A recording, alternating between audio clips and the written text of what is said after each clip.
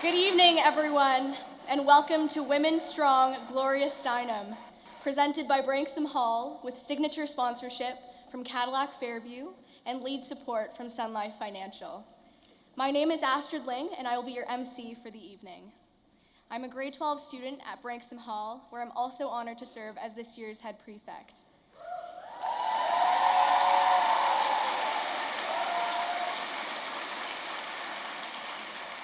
Before we continue, I'd like to ask you all to join me for a moment in acknowledging the land in which we are gathering tonight. For thousands of years, it has been the traditional land of the Huron-Wendat, the Seneca, and most recently, the Mississaugas of the Credit River. Today, this meeting place is still the home to many Indigenous peoples from across Turtle Island, and we are grateful to have the opportunity to live and work on this land.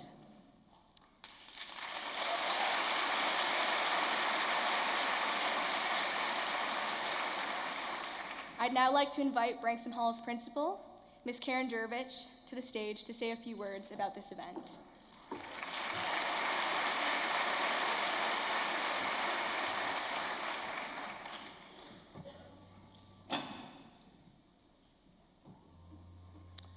Well, thank you, Astrid, and indeed, it is my pleasure, so delighted to welcome everyone to this public conversation with legendary feminist writer, lecturer, and political organizer, Gloria Steinem.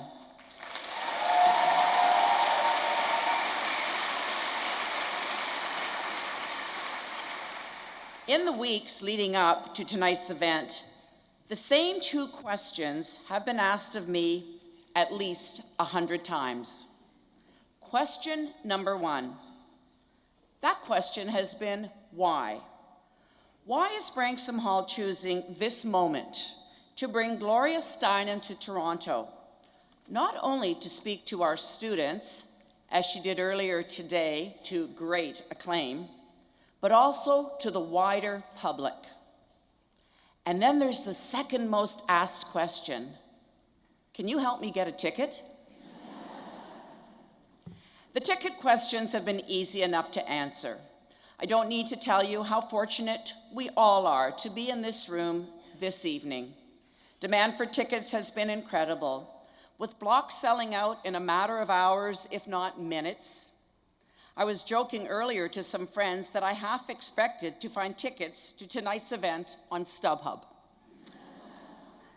Well, my answer to the first question, the why question, is a bit more complex. We live in an age when, perhaps more so now than ever in our history, we can no longer ignore the volume of calls for greater gender equity, inclusion, and diversity. In fact, the news of the past few weeks has only solidified our need for change. Thank you.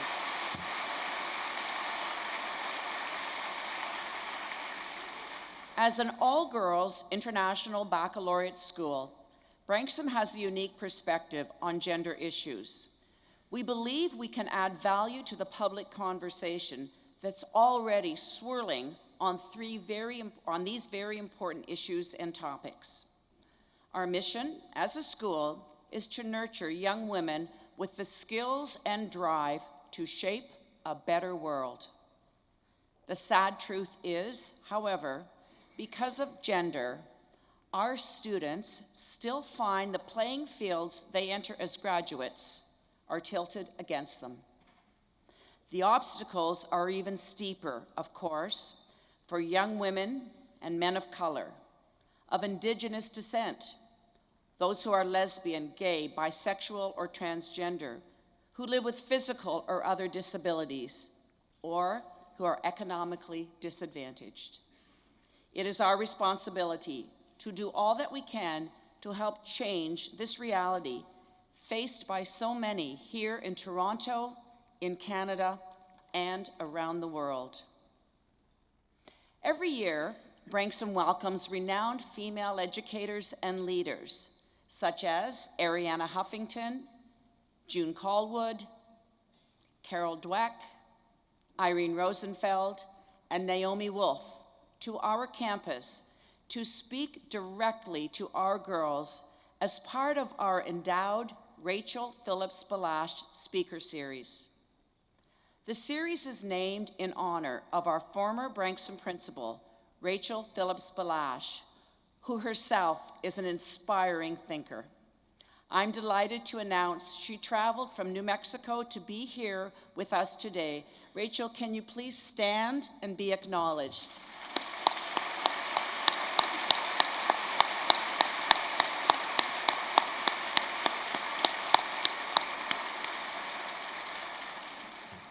I would also like to take this opportunity to welcome Kristen Wong Tam, City Councillor for Toronto Centre Rosedale. Please stand, Kristen, be recognized.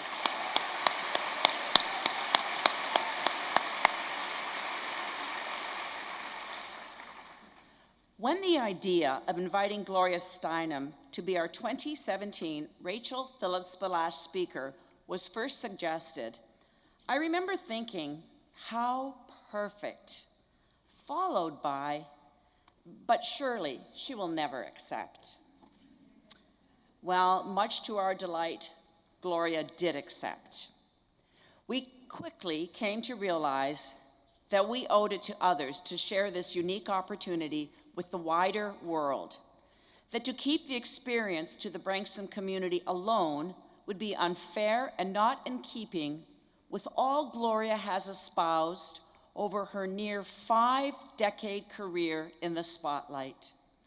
This is our chance to share a legend with Toronto and to free live stream this broadcast to the wider world. Joining Branksome and making this evening possible are two sponsors who I would like to acknowledge. First is our lead sponsor, Sun Life Financial. I ask Rick Hedrick, President of Sun Life Global Investments Canada, to please stand and wave to the audience.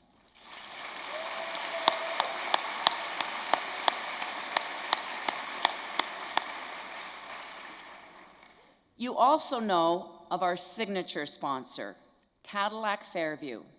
I'm delighted Cadillac Fairview's Executive Vice President of Development, Wayne Barwise, is here with us tonight to say a few words. It is now my pleasure to turn the podium over to Wayne Barwise. Thank you all very much.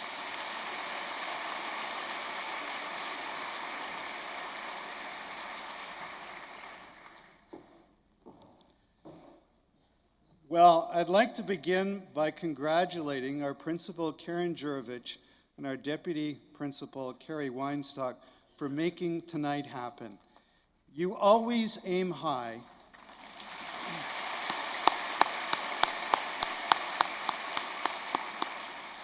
And you always succeed in bringing inspirational women leaders to the school. And that is so important. So thank you, Karen and Carrie. It's an honor to be part of the introduction for Gloria Steinem this evening, and to welcome you all to this very important and relevant discussion, Women Strong. And I say this from three perspectives. As chair of the Branksome Hall Board of Governors, an institution that strives to educate and inspire remarkable young women. As a father of two daughters who attended Branksome, both of whom are now in university, and as a father who hopes, like many of you, that our daughters will have the confidence and the opportunity within society to pursue whatever they choose in life without regard to gender.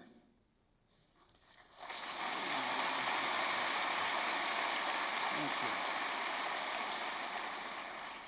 And as an executive of Cadillac Fairview, our signature sponsor, I'm proud that we can support this dialogue on issues affecting women, and that we can, through our business activities and our community efforts, support inclusion and equality. Gloria Steinem is an inspirational woman who has for decades shaped important discussions around gender, equality, diversity, and inclusion. These are significant issues that we all need to talk about, that we need to own, and most importantly, to act on to bring about real change. Ms Steinem once said, if we each have a torch, there's a lot more light. Well, hopefully tonight's discussion will light a few more torches. Thank you and welcome.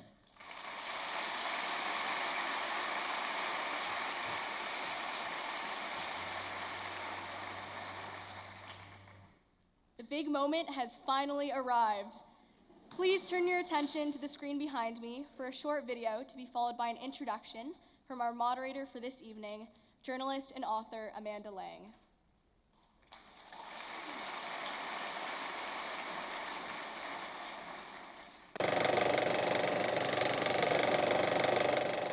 This is no simple reform. It really is a revolution. My childhood taught me to live with uncertainty because my father's philosophy was if you don't know what will happen tomorrow, it could be wonderful.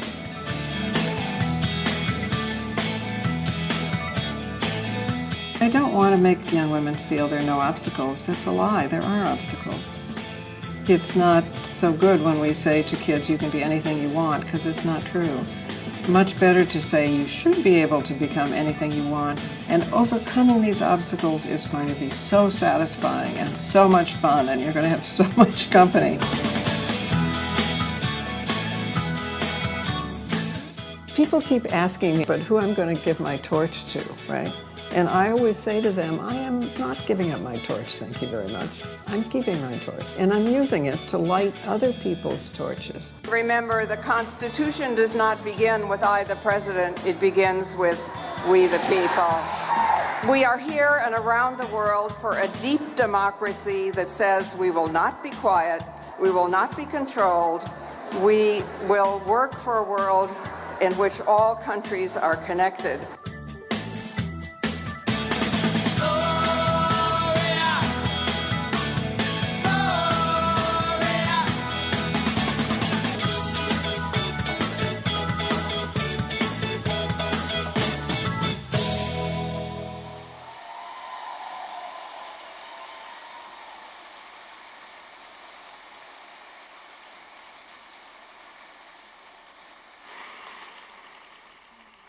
Good evening, ladies and gentlemen. I'm Amanda Lang, and I could not be more honored to be here this evening. Before we bring out our guest speaker, I do want to remind you that we're welcoming your questions tonight, and we're doing that both in the room. There are microphones in the room. I can't see them, but I'm sure I will at some point. But also through our live streaming, and in the room you can ask through Slido, which is www.sli.do. Ask a young person if that's complicated. And the hashtag for that is Ask Gloria. And please send your questions. They're already coming in, and we will include you as often and as much as we can, because I know this is the kind of person that we all want to have a conversation with. So with that, please join me in welcoming, with great respect and honor, Ms. Gloria Steinem.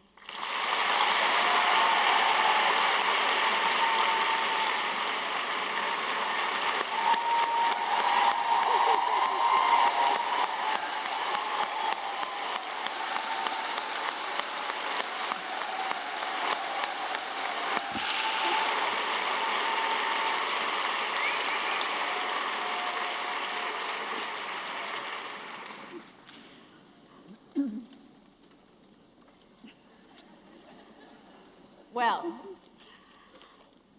I want to start with something you said earlier today that I thought was quite profound. And that speaks to, I think, a bit your philosophy, which is you were remarking on how we acknowledge the territory of First Nations, Indigenous people, and noting that there were cultures that came before ours for whom gender was less complicated. In fact, there was no divisions. Just for this audience, expound a little bit, just remind us what you're talking about when you say, think of history when we're talking about gender. It was very valuable to me that the meeting started out like that, And it happens also in Australia and New Zealand.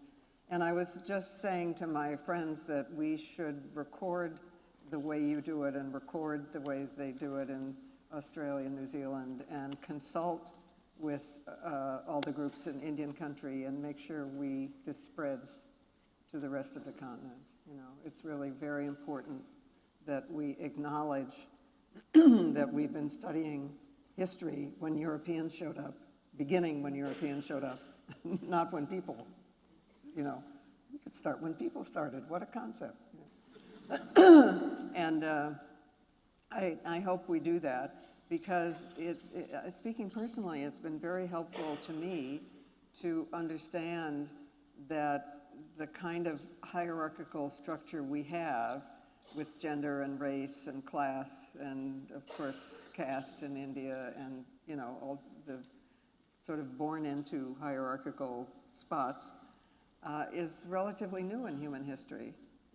I think it's only 5,000 years old or so any place, which is, what, not even 1% of it, and it's only maybe 600 years old for us. So I find it, I mean, literally, I go out in Central Park in New York and I put my hands on the big outcroppings of rock and I think, okay, someone else touched this rock who understood that we are linked, we are not ranked, that we can have a paradigm of society that's a circle, not a pyramid. We do different things, we have different skills, each person is unique, but we can do it in a more balanced way. I don't know if does it help you? It helps me enormously. I'm so grateful to the women of Indian country and the women's movement who told me this. I mean, I had no idea. You know, they, of course, and they have a great sense of humor about it too. You know, what did Columbus call primitive? Equal women.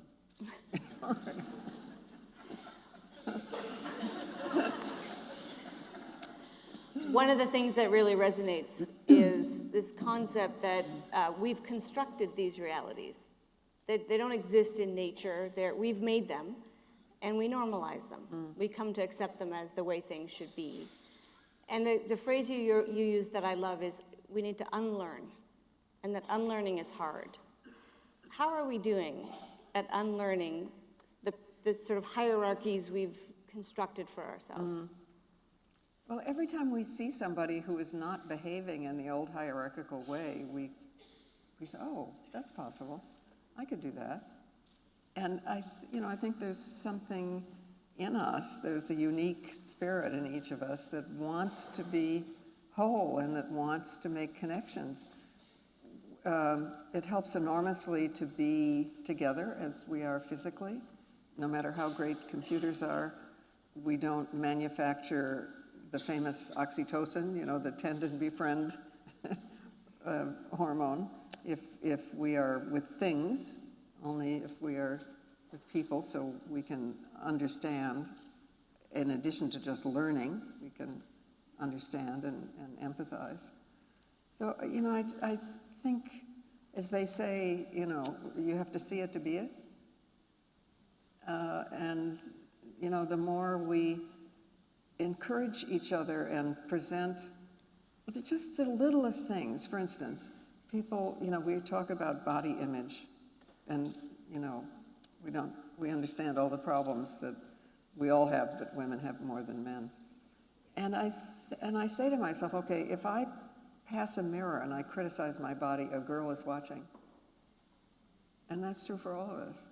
If we stop doing it and celebrate all of the way we look, you know, it will help other women and girls. It's easy to feel as though things are as bad as they've ever been. We tend to catastrophize. Well, we definitely have the worst president we've ever had.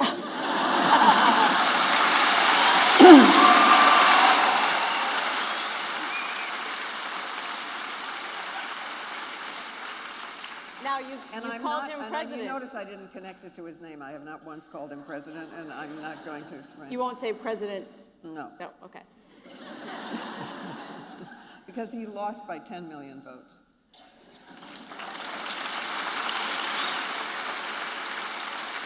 Three for Hillary and 7 for other candidates. So the problem is our system, as you all know, the Electoral College, which we have to get rid of.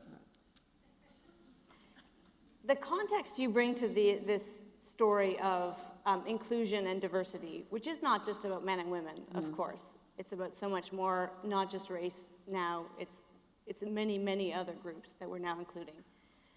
You bring great context, decades of it. Have we made progress? Comment on the progress that you see as we stand here today. Yes, as I was saying this afternoon, one of the good things about being old is you remember when it was worse, okay? So,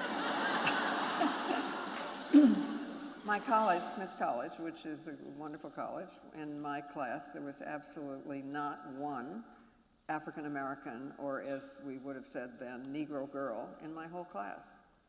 And I realized that didn't make sense because I had applied from Washington, D.C., which is, very much partly a black community. And so when I went to the tea, how they give teas for future students, and so there were a lot of young African-American women, or again, in the language of the era, Negro girls, at the tea. So I asked the Dean of Admissions, a guy, and he said, well, we have to be very careful about admitting Negro girls because there are not enough educated Negro men to go around. It's like a wonderful racist, sexist combination, right? So I'm just saying that because to show where we were when I was in college. So, I do see progress, but I do not think, speaking for the United States, that we have done a good job of talking about, yes, slavery was abolished, but the racism that justified slavery is still with us. And we have not done what seems to have been done in Germany, which is that every classroom, including very young kids, learn about the Holocaust and what that meant, and they learn about the past. We don't. Not really. When we read the headlines these days, it's easy to think that women haven't come very far at all. Well, at least we're talking about it now. Before it was just, now we have this phrase, sexual harassment. That also didn't exist until I was about 40. It was just called life. There was no phrase.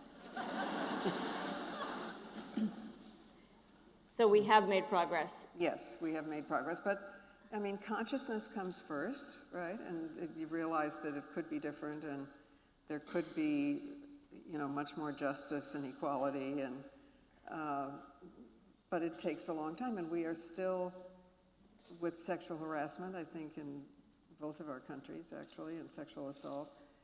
It still usually requires more than one crime. If you steal a lot of money, you get arrested. Everybody knows stealing is wrong.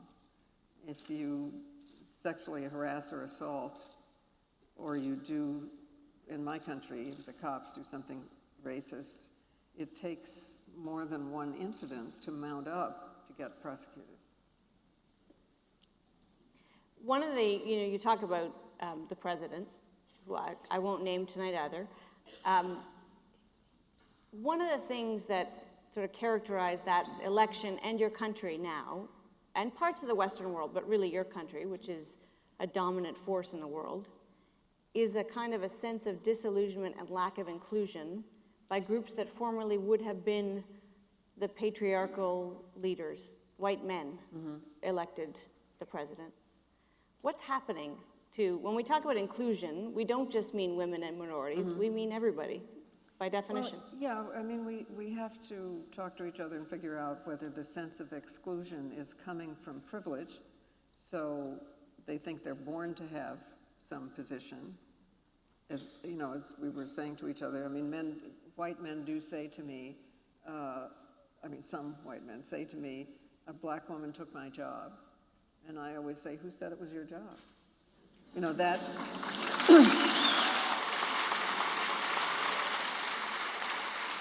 that's the privilege. However, it's also true that people are really suffering from the uprooting of many basic industries, and also from being isolated. You know, there's a huge difference in the political attitudes and in who voted for Trump and who didn't, according to who lives in cities, where in cities we get to know each other in our diversity, as certainly you do here in Toronto and we do in New York, and more isolated or rural or small town areas where the other is still an unknown. And the New York Times had a whole analysis of the vote by urban versus rural and small town, and also by education. One of the questions from the audience is, can you define or characterize the difference between feminism today versus feminism in the 1970s? No. No? No, I mean, it's still the same thing. Hello? I mean, we may be doing different things, but it's the radical idea that women are people. How about that?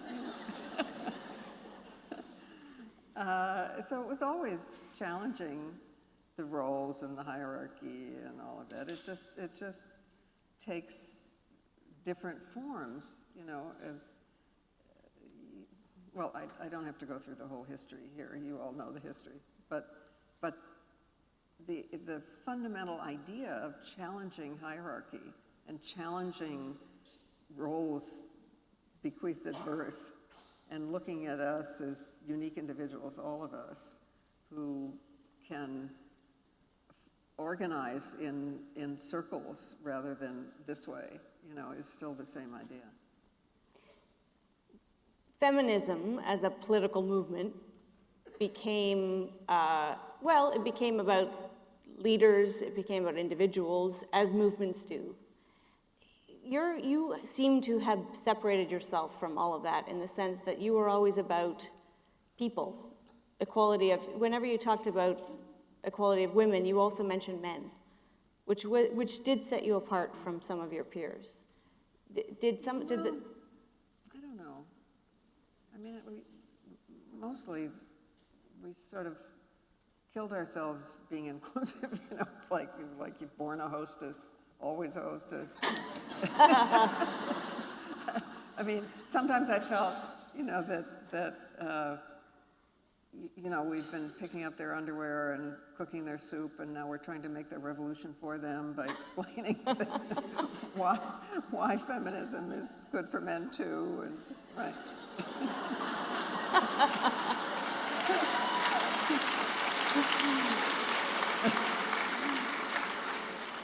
Somebody asked you earlier today, and somebody's asked it here too, so it bears repeating.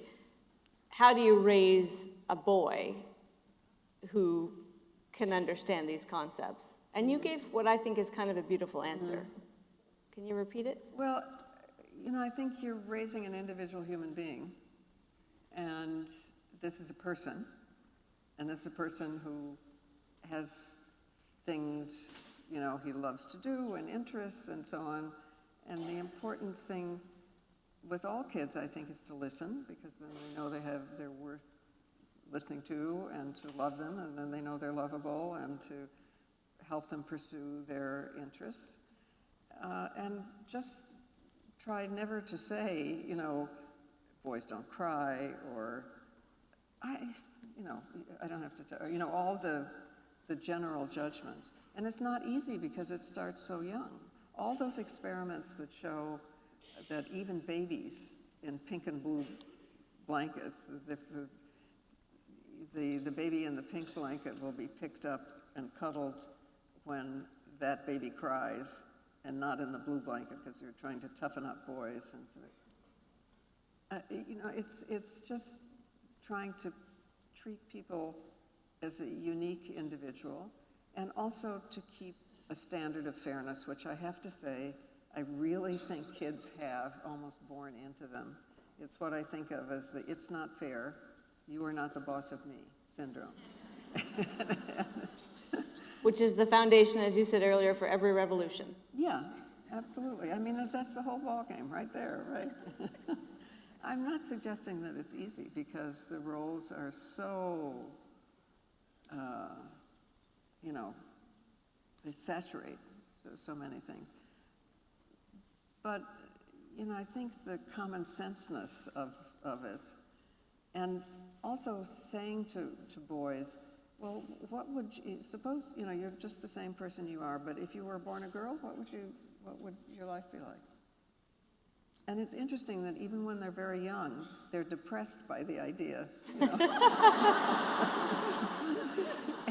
And generally speaking, when you say it to a little girl, well, suppose you were exactly the same person and you were born a boy, what would you, and then they say, oh, then I could be, an astronaut or something, right?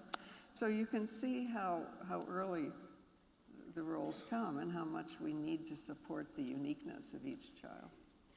One of my favorite quotes of yours of all time is, the truth will set you free, but first it will piss you off.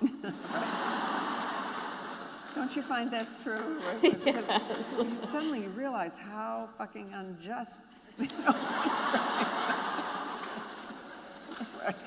I guess I want to know what pisses you off these days. Oh, how long do we have? We have all the time you have. Well, all kinds of things. I mean, even people who understand that Trump has serious narcissistic personality disorder, which all of our psychiatric association has told everybody, that he follows any praise and reacts violently or vociferously to the smallest criticism, so he actually doesn't know fact from fiction. And even people who know that will tell me he's a successful businessman. The fact is that somebody, the Wall Street Journal or somebody, figured out that if he had just invested the money he inherited, he would be richer than he is now. But that's important, because when people were asked why they voted for him, the third of the country, not the majority, but the third of the country, they said, he's a successful businessman, and so he will be able to lead the country. So, it's, there's so many things, don't you find this, that just are going against reality, and you're left in front of the television set or the computer saying, but, right. Well, to that point, somebody wants to know what you think about the fact that 53% of women voted for Trump. 51% of married women, white married women, voted for Trump. Okay. 95% of black women voted for Hillary Clinton.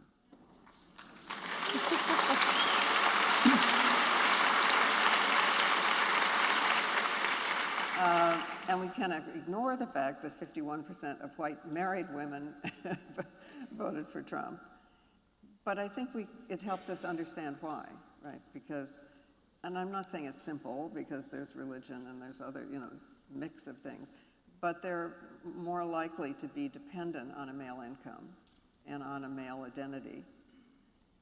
So, to vote for his interests, and also maybe to not have hope, to just think, well, this is boys will be boys. The fact that he said all these horrific things about women and sexually harassed women is just the way it is. So, I think we can see, that here's, who Harriet Tubman is, who, the great woman who led people herself out of the South in slavery and then went back and led thousands of people out. When people said how great that was, she always said, well, I could have led thousands more out if only they knew they were slaves. I think that says why women voted against ourselves.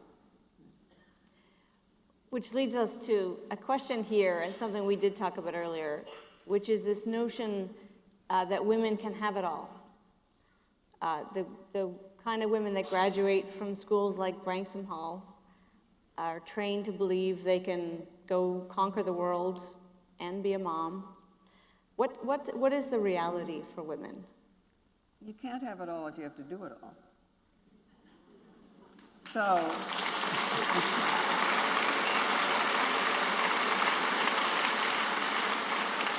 because the response of a reluctant society is to say, well, okay, you can be a lawyer or a machinist or whatever it is you want to be, as long as you also cook 3 meals and have this, you know, you can't. And also it's not good for children.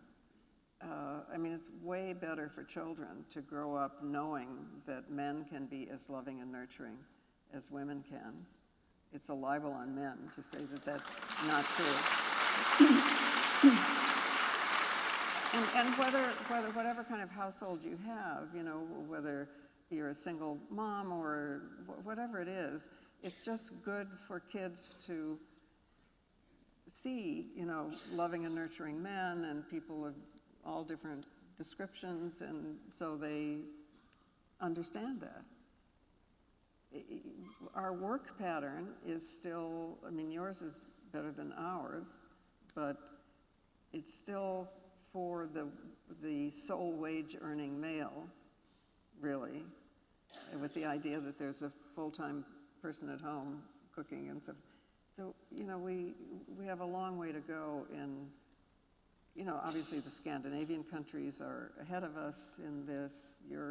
Canada's ahead of the US, but, you know, we're trying to make clear that the unpaid productive work in the home has an economic value as part of the GNP, as, you know, should be counted, should be rewarded, should be supported, so that we I mean, I'm not sure about your figures, but in the U.S., a third of the productive work in the country is completely invisible economically because it is productive work in the home. We could fix that, it's not rocket science, by attributing an economic value to the work done in the home, whether it is done by women or men, raising children, whatever it is, taking care of invalids, whatever it is, an economic value at replacement level. How much would it cost to replace that work? And making that tax deductible if we pay taxes, and tax refundable if we don't pay.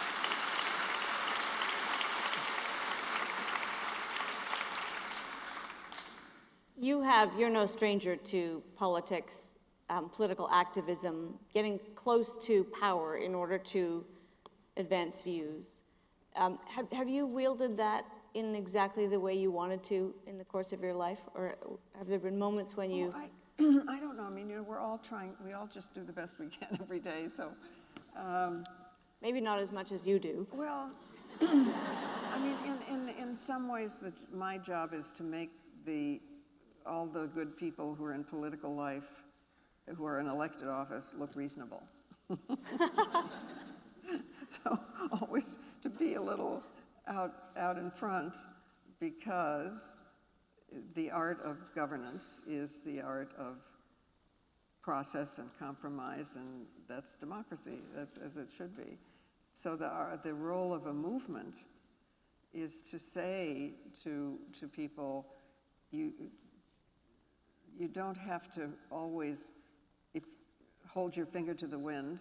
And actually really good political leaders like Shirley Chisholm and Bella Abzug and people who came out of movements don't actually hold their finger to the wind because they know they can become the wind, that they can influence the wind. And that is what movements are for.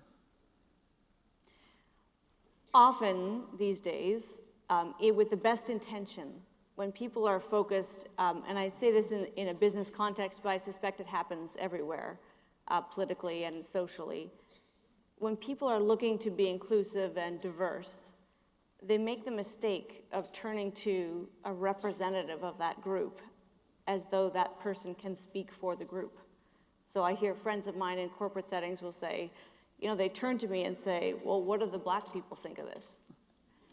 Which is... Well, then you have to say to them, well, what do the white people think? I mean, it's just absurd, you know, to say. I don't know, I mean, if you said that, what would happen? What do the white people think? Wouldn't they see that was fall crazy? Off their chairs. But when does real inclusiveness become colorblind, genderblind? When does it become about people and not labels? You know, I don't think I understand what you mean, but I think to be literal, I don't think we want to be colorblind or genderblind. We want to elevate, you know, we want to celebrate that the people come in different colors like flowers, you know, and that we're each different and unique, and that gender, it's true we made it up, but it's still with us in a very deep way. And so it's more about understanding that all human qualities are like a circle, and like a third of them are feminine and 2/3 are masculine. The masculine prison is bigger and has room to move around and people to serve you coffee, but you're still missing the third of the human qualities that are called feminine. But it's not about being blind, I think. It's about celebrating difference. You've seen a great movement, a great arc in the evolution of this story since you became one of the people who started to move the dial.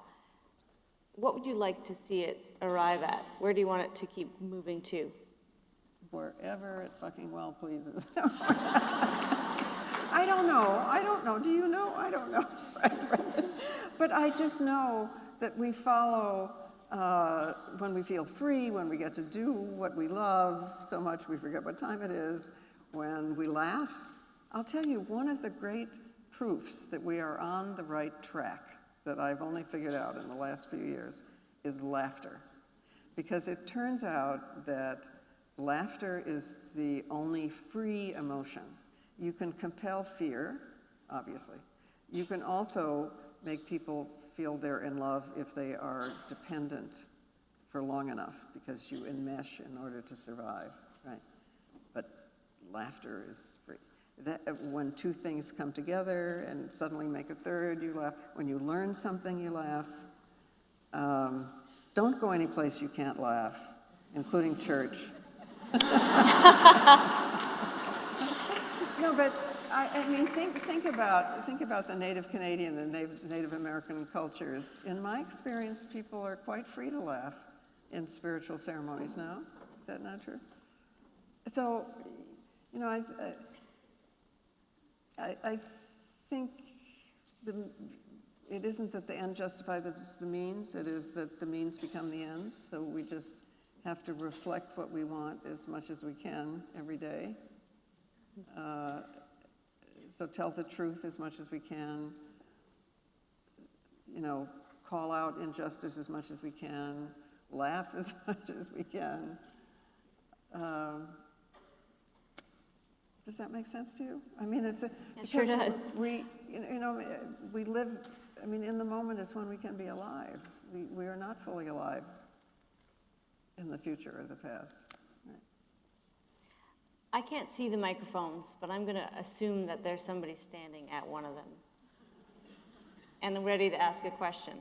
Can we come out to a microphone?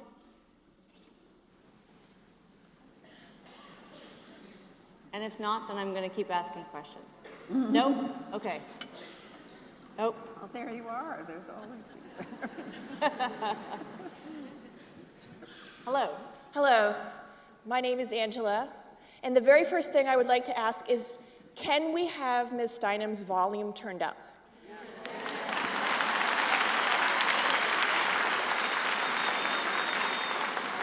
mean you haven't heard anything this No, we heard about 2/3, and it was all really good. Okay.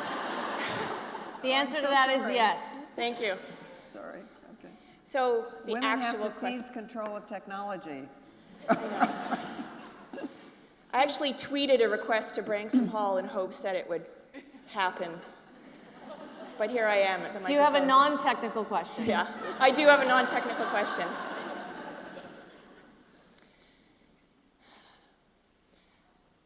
The question has been asked in the media of late with the whole Me Too campaign, and that is, what next? I can't imagine there's any woman who's not experienced some kind of harassment, let alone assault. And it's apparently shocking to the men in our lives that this is the case. But really, what next? Do you have any advice for continuing the conversation in a way that we can act on, interrupt the status quo, have it be something that can be listened to? I think the truth-telling of Me Too, the consciousness-raising, the understanding of the prevalence and what it means is great, right? I mean, we are at a learning moment. I think we're beginning to understand that it is really about power, not sex. You know, Harvey Weinstein made good movies with powerful women, but he also exploited and assaulted not powerful women. So it is about power, and there are all kinds of proofs of that. For instance, in prison, men who are not gay, are not homosexual, but who are addicted to the masculine role and dominance, sexually assault younger, weaker men in prison. And some of the men who understand what women go through the best have been men who came up to me after a lecture who had been incarcerated and who said, had been in the absence of women used as women, and who said, okay, now I understand. So I think, you know, we're understanding the prevalence. I think we're beginning to understand that it is about power, not sex. It is about the roles, about the masculine idea that you have to dominate in order, and that sexualizes powerlessness. and we're trying to counteract it in all kinds of ways. I mean, there are women wearing T-shirts, eroticize equality. Kind of great, no? And that trying to point out that erotica, eros, love, free choice, mutual pleasure, is different from pornography. Porne means female slaves. And the slaves of pimps, I mean, the very lowest of that's in Greek, that's what it means. You know, we're beginning to understand it.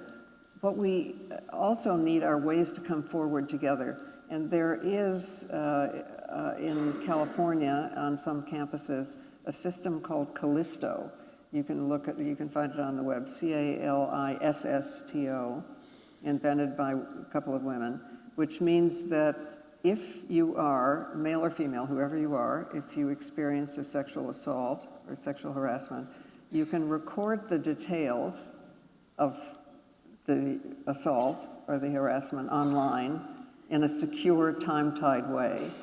And if the same name or circumstances turn up, the computer will tell you, and then you can choose to come forward together. You know, so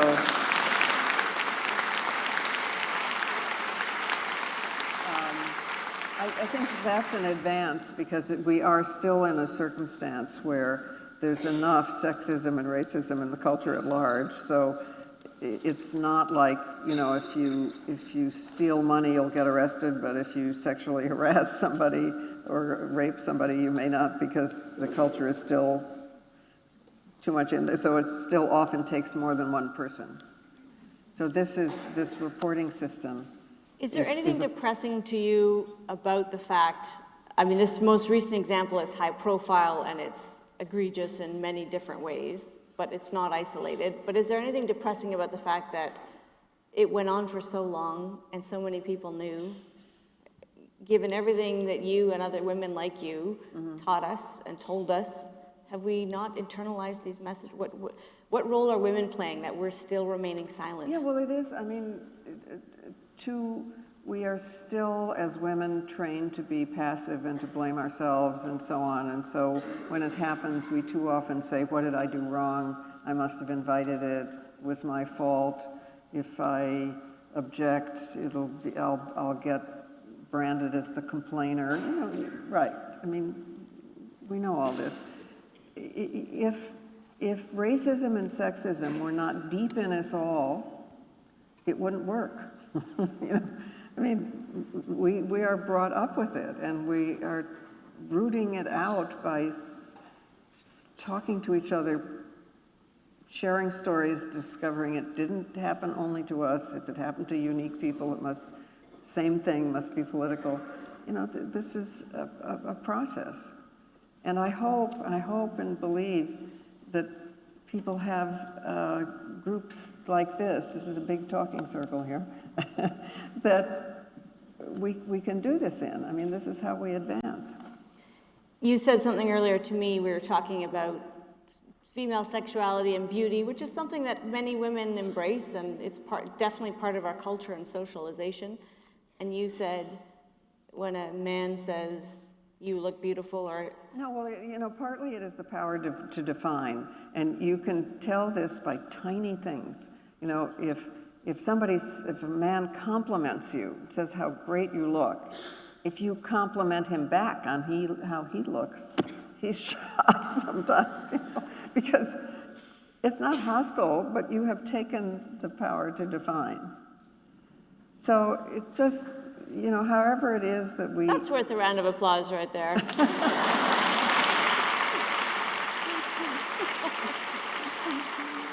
And also it's in the language, you know, every time I come to an academic place, I think, well, maybe we should graduate with a Spinster of Arts degree and get a Mistress of Science. And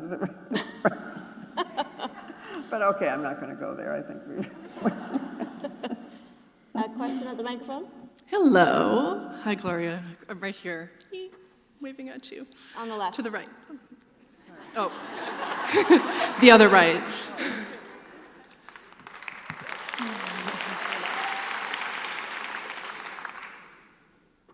Hi, Gloria. Can you see me? I'm waving at you. Wait a minute. Where are you waving? Hi. Oh, okay. Hi. Okay, Hello. thank you. Okay, so my question, hi, my name is Christina, by the way. My question is, if the men in the room don't have the benefit of having been in prison, not that that's a benefit, but the insight of understanding our perspective, I guess what I'm trying to say is I've been trying to have this conversation with men in my life, personally, professionally, trying to get them to care about the issue on a molecular level, on an emotional level. I feel that I get recognition back on the facts from an intellectual space, but not on an emotional space where it drives them to action. And so my question to you is, how have the men in your world that have stepped up to the plate, what's the light bulb moment that they've had? Is it individual, or was it something specific you said, or was it the aggregate of something, or someone personal in their life that was affected? You know, I hear people coming to it in different ways. Sometimes it's a man who has a daughter. And especially I find if they don't have sons, because then their whole ego gets invested in the daughter, right? And that's my daughter, you can't do that, right? And you know, that's helpful. Sometimes it's thinking about bodily invasion. Does that make sense? You know, because I think the line of defense, all of us, that belongs to us is our skin. The power of the government, the power of it should stop at our skins. And men who even, never mind if they're in prison, but think about having their bodies invaded in the way that women do, can understand that that's even more traumatic than getting beaten up. Because, you know, that's the line of where we are, internal to us. Sometimes it's, sometimes it's more abstract. I mean, some men, especially on campus, I find, really can stop, especially young men, can think about, okay, what would my life be, as I was saying, if I was exactly the same person, with the same smarts and ambition and everything, and I had been born female. That, you know, I was saying it about children, but it also is possible when we're grown-ups to stop and think about that. It's also possible with different racial groups or class groups, just to think if you'd been the same person and born in a different group. It just is a path to empathy. Thank you. So much of what we're talking about is in the realm of the individual and the personal, but these are issues we deal with in terms of policy and politics and laws and regulations. Can we regulate our way to this? We've obviously made great strides in moving the bar, but what's the regulation that solves Well, this? we didn't have the phrase sexual harassment, when I was growing up. As I was saying, it was just called life, right? So to describe what's wrong, to arrive at some kind of sensible legal remedies. For instance, I mean, this is not a great example, but it's an important example. Rape law was all required required a penis and emission. I mean, the description of rape was that, and in fact, a lot of rapes take place with objects. With broom handles and Coke bottles and so on, because it is about power and humiliation.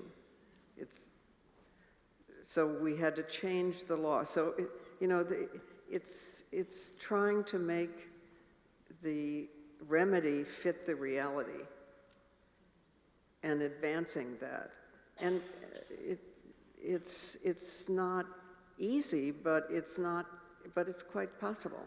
It's just looking at the real situation and understanding. Now, we in the States have a problem with unprocessed rape kits. Do you have that here? Hopefully not. But there are many states in which there are a lot of unprocessed rape kits. And we're trying to solve that because in New York State, at least, the average rapist, the last time I looked at the statistics, has raped 14 times before stopping or being caught. So it's just looking at what's actually happening and trying to find a solution. Out here? Hi. Over here. Hi, Gloria. My name is Sula. I was raised by a single mom, and I need to say from both of us, thank you so much for your leadership. Yeah.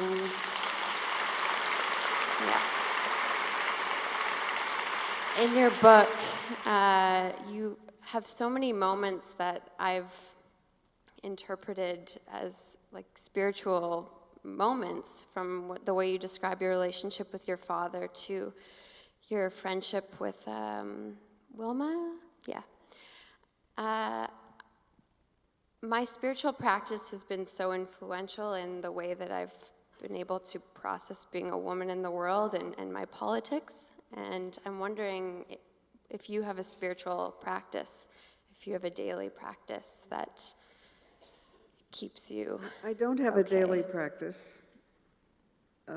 I've gone to two meditation courses. I still remember my mantra.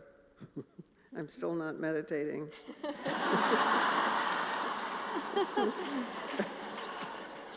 That's okay.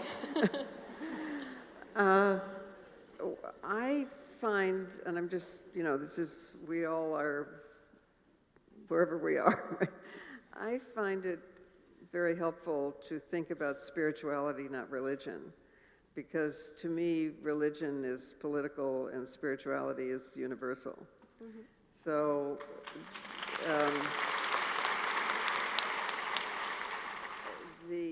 if God is a guy, guys are God, and how come Jesus is blonde and blue-eyed in the middle of the Middle East? I always worried about that. Right? Even as a child, I wondered why that. So I find inspiration and comfort in the original spiritualities, which are universal. There is God in all living things, and are circular, and are, don't divide us up in that way. And I have to say, I think it has a great appeal, because, for instance, once a couple of years ago, I had to go have an exam in a hospital, just a minor thing, but still they make you fill out a form, and including religion, in case you drop dead, so they know who to call. And at first I was going to put none, and then I thought, well, that's a little negative. So, so I put pagan.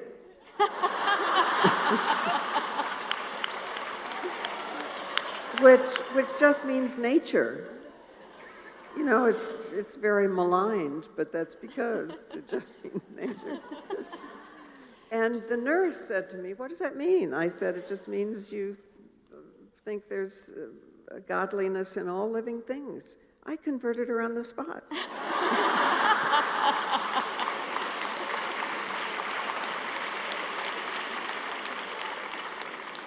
But I do think that one of the great absences in my country is that we don't talk about the politics of religion. And, you know, once I've made the trip down or up the Nile, you know, from the oldest parts of the Nile to Cairo, and there you can see, as you were in this houseboat and you get off and you see different ruins of temples and so on, you can see that in the oldest Nubian, more closest to Africa parts of the Nile, the sculpture is, the remains are everything, you know, of flowers and birds and men and women and, you know, all kinds of everything. And then it's 1,000 years later and there's not so much nature and the goddess has a son, no daughter. Then it's 1,000 years later, the son has grown up to be a consort. Later still, the goddess is a throne on which the pharaoh sits. I mean, you know, okay. So, and I was reading an Egyptologist at the time named Henry Breasted, B-R-E-A-S-T-E-D.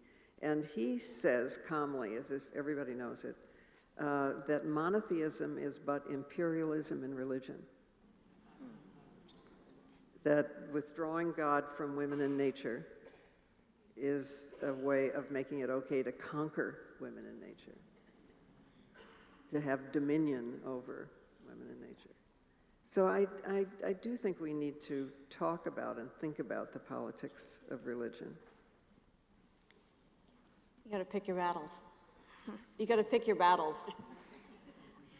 Great segue into what I'm going to ask. I'm in Good. law, so I see battles on a daily basis. I'm over here, Gloria. On the left.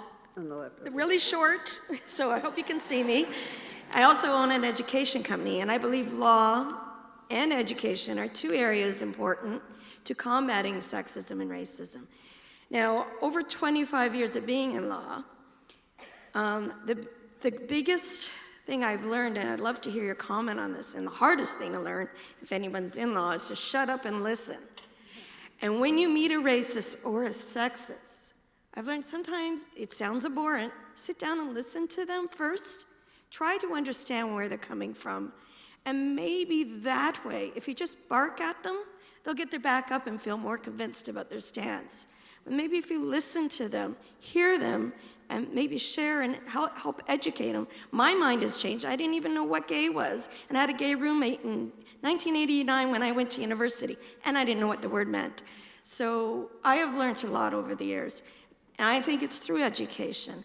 What is your advice as to someone I feel, and thank you for reminding me of our importance of change in the world, passing the torch, lighting other torch. What would you just say to me when I'm speaking or when I'm at court dealing with an individual who's a racist or a sexist? No, I obviously, you know, I don't learn while I'm talking. Yes. I learn while I'm listening. So it is very helpful to try to balance those two things. And if you come into a group and you have more power than they do, try to remember to listen as much as you talk. And if you have less power, try to talk as much as you listen, which can be very difficult because you've been used to hiding and nodding your head, and right. And you know, so I totally agree with you, and I think there are all kinds of ways that we learn, mostly from personal experience. I mean, I think a lot of racists just don't know people who are different from them. And there's, you know who Bell Hooks is, right? The great writer. So, okay. Bell Hooks always says, if you buy shoes together, you can do politics together. So who do we know? Who do we have lunch with? Who do we go to the movies with? You know, can we introduce people who share interests, who are diverse? Can we make a difference in that way? Can we extend their knowledge? Or sometimes if a person has been discriminated against for one reason, we can attach it to that. Well, you know what it's like to be discriminated against because you're Jewish or because you're Muslim. So consider the same thing because of race or because of something else. It's just ways of extending our knowledge and our empathy. Thank you. And it's, we all have done this, right? And it's accepting that we are often wrong. You know, that we don't get it either. So sometimes it helps when you're having a discussion to ask the person to repeat what you said. What did you hear me say? Because sometimes it's different than what you said, and vice versa. That's, you know, a very common technique, right? But it's helpful. Thank you. You are, at this moment in your life and in history, somebody who is listened to, and yet you're somebody who listens. It's striking, actually, about you. You have a kind of a humility in that you want to learn. It's not yeah, I mean, it's not humble to want to learn. It's exciting to learn.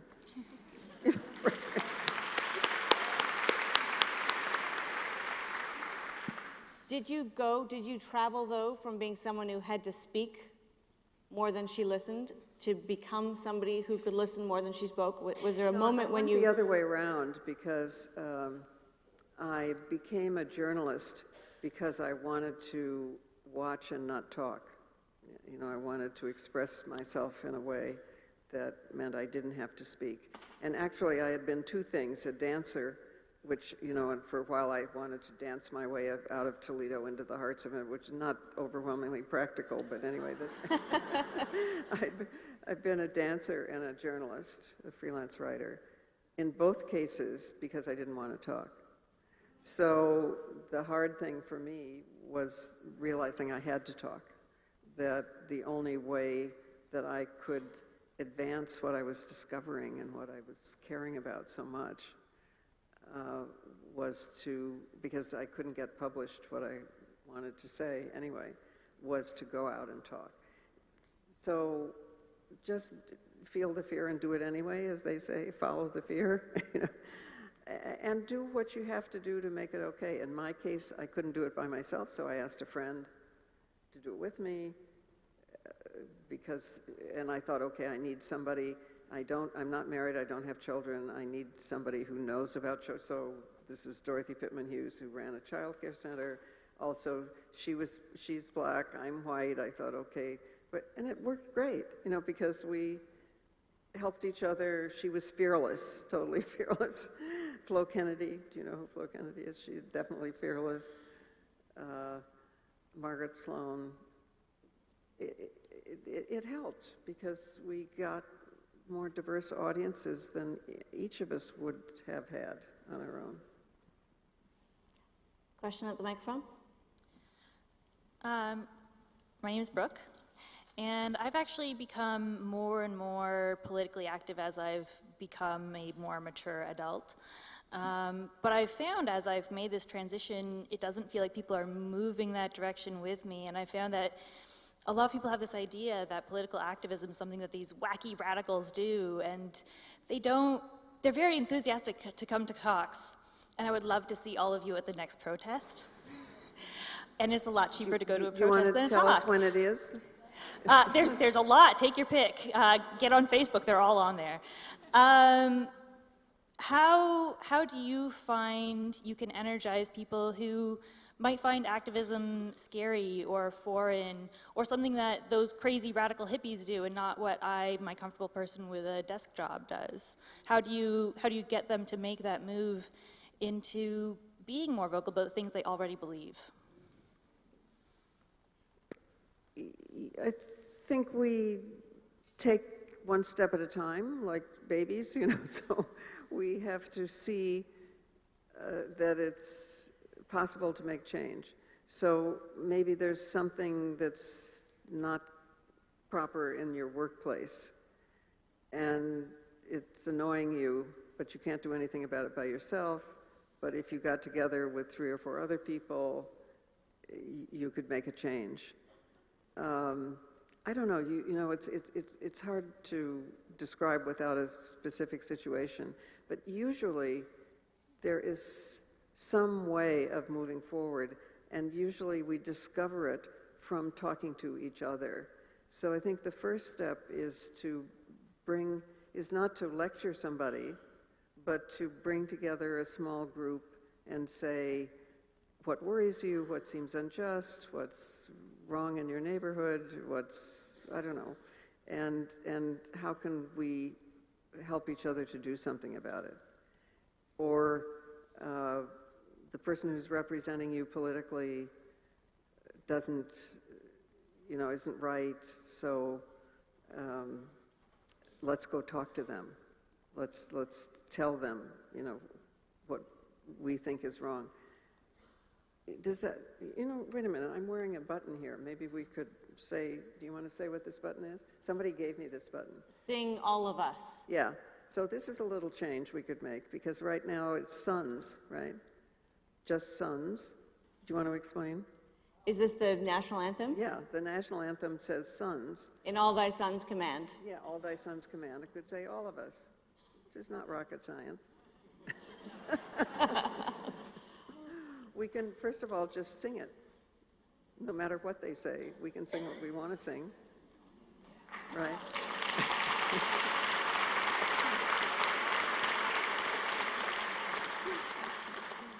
What is the state of activism in your country? Is it alive and well? Are people more passive? Are they? No, I mean, the convenience of having somebody in the White House who's wrong about everything.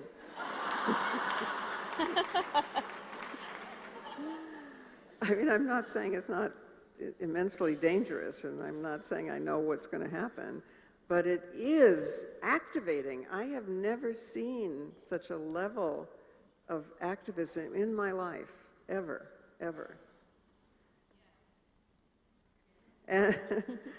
And we are woke.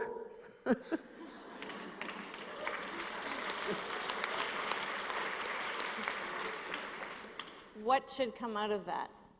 What do you hope for we even just focus on your country, but really for all of us, what do you hope that we're awoke to? Well, obviously we need to use whatever actions we have and infuse them with the values we want. So how we spend our dollars and how we vote and how we behave in our place of work or education or in our family. It can be as simple as saying, pick it up yourself.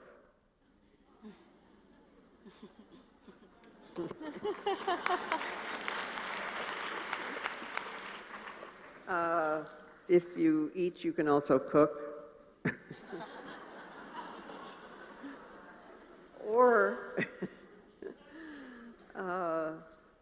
Or learning to ask for what we need. I think lots of women especially have a hard time doing that. We think we're supposed to do it all ourselves. There's just what presents itself daily. I find it's really helpful if we stop looking up all the time and look at each other. And I say that to people, don't look at Trump, look at each other. And then we can find all kinds of shared action. Question out here.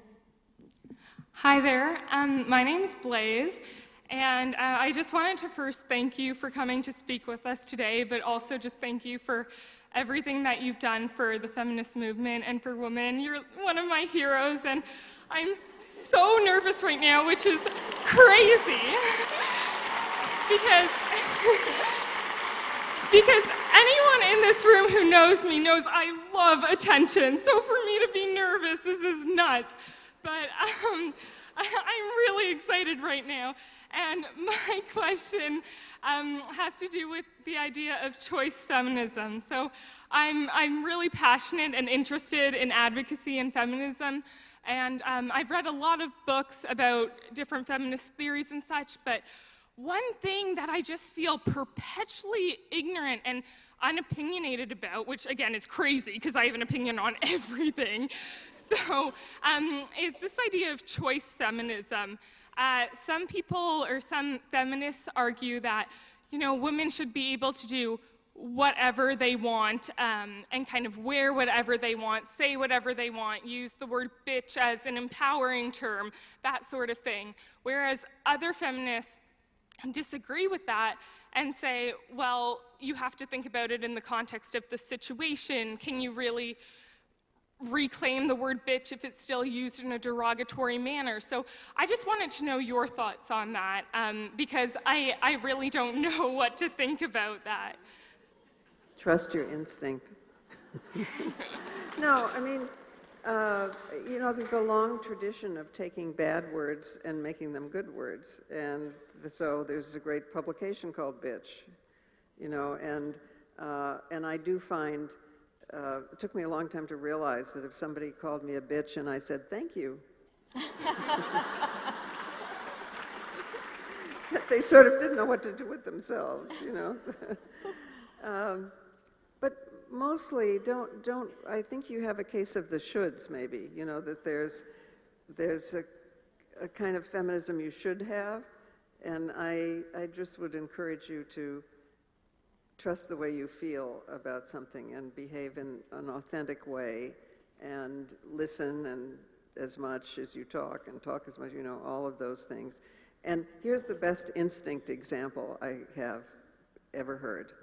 If it walks like a duck and and looks like a duck and quacks like a duck and you think it's a pig, it's a pig.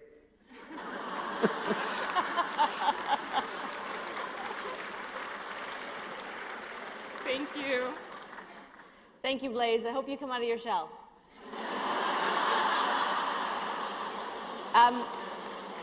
I think we're almost out of time, but I see a Branksome Hall blazer at the microphone, and I can't say no to that. So, out here. Thank you. Hi, Ms Steinem. My name is Jessica, and I have a quick question along the lines of advocacy and activism.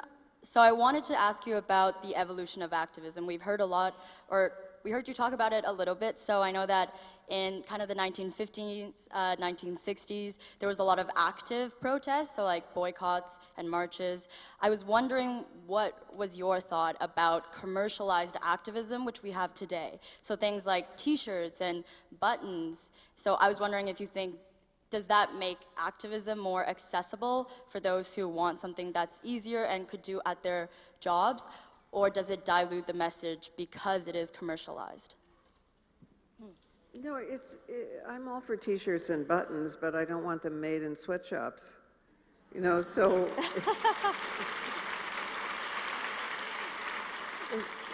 it's just kind of common sense. You know, you have to try to be consistent about the values that you want. You have to enact them. And it's fun, you know, to try to figure out how to do that. It's creative to figure that out. And, you know, you can, you know, find groups of women who can make something in prison, in fact, that gives you a bridge past prison walls that changes your life and theirs, and it's, you know, it's, if you gave me a particular example, we could have an organizing meeting. You know, my idea of heaven is an organizing meeting, right? But I think the fun and the challenge and the invention and the creativity comes from trying to reflect in everything we do the values we want. And that's important because what we want in the future won't happen unless it happens along the way. So if we want fairness and humor and music and sex and poetry, we have to have fairness and humor and music and sex and poetry along the way. And it's infinitely interesting, no, to try to make that happen. I mean, here's a simple example. A lot of groups started with one religion or race or class or something like that, and then are perpetually saying, how can we bring in this other group? Actually, it makes a lot more sense to wait until you can start together, because the group you start with will always be more in possession of that group than the newer folks. So it just speaks to the importance of trying, nothing's perfect, but trying to be as organically close to what you want in the steps you take. Which is quite like one of my other favorite quotes of yours of all time, which is that hope is a form of planning.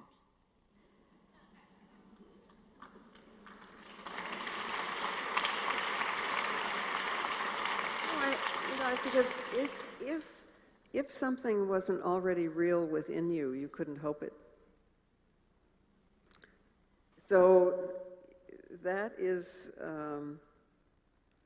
a first step. It's not blind, you know, we're not blindly optimistic.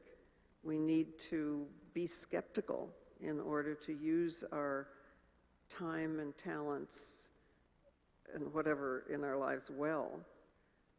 But if hope wasn't in there, it wasn't real within us, we couldn't even hope it. Well, then let me ask you what you hope for. How long do we have? As long as you've got. You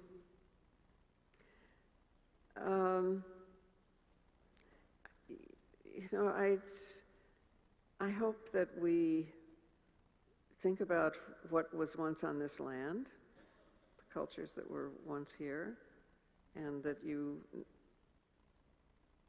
honor, not as much as we should, and we don't know as much as we should, and we need to listen to the people who know a lot more, but that we allow that to set our imagination free. It's hard to find things that do that, you know, because we're so in a certain kind of hierarchy and sets of labels. And this may not be right for you. I mean, it may just be me who, I don't know, it's up to you. Looking at, say, the Kwe and the San in Africa, who are the cultures that where we all came from. Or the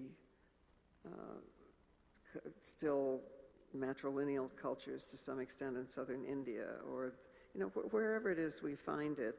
I just think it's helpful to know that we can hope for those kinds of values. It's not human nature to live in the hierarchical way we do.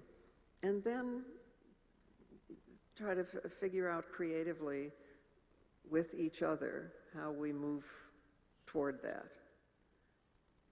You know, that's a kind of elaborate hope, right? But nonetheless, it's where I find hope. I said this earlier. It is said that you shouldn't meet your heroes because you're sure to be disappointed. As with so many other things in this world, you break that rule. Thank you. Thank you.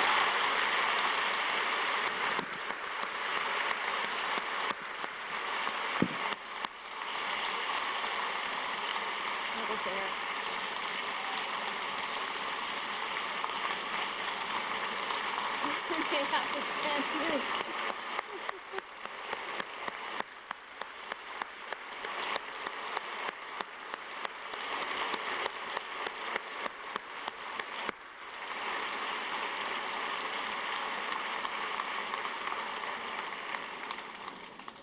I would now ask Sophia Williams, Morgan Hedrick, and Charlie Lafayette to come forward to thank Ms. Amanda Lang and Ms. Gloria Steinem on behalf of us all. Sophia is the editor of the Branksome Hall Yearbook, The Slogan, and co-head of the AfroView Club. Morgan is the school's club's prefect and co-head of the Business Club, and Charlie is the co-head of the Gender Studies Club.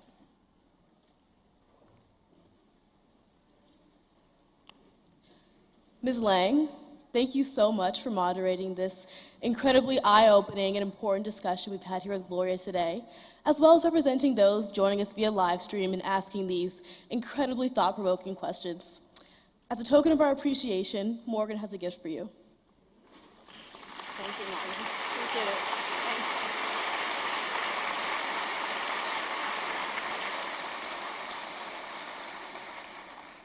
Thanks. Gloria, thank you. The words you have shared with us today are an incredibly inspirational call to action. Your wit, your humility, and your commitment to not only intersectionality, but the idea that feminism means equality have resonated with us all here today. As we mentioned earlier today in our student assembly, we have made a donation to the Native Women's Resource Center of Toronto, who are joining us here today on your behalf. Charlie also has another small gift for you as a token of our true appreciation.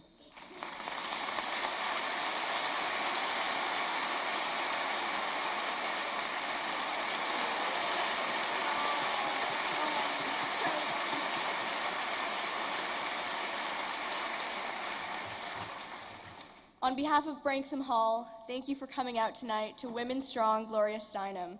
Have a lovely evening.